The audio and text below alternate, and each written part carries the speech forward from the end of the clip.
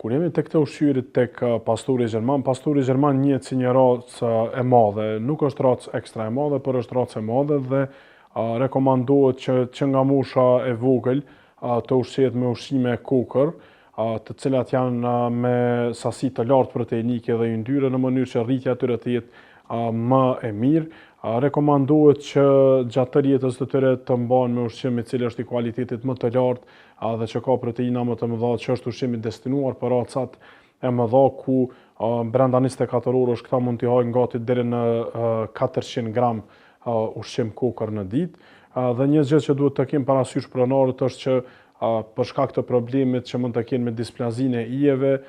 gjithsesi duhet të rekomandohet që gjatë jetës të tyre të jepen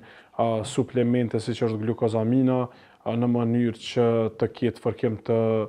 kënaqshëm në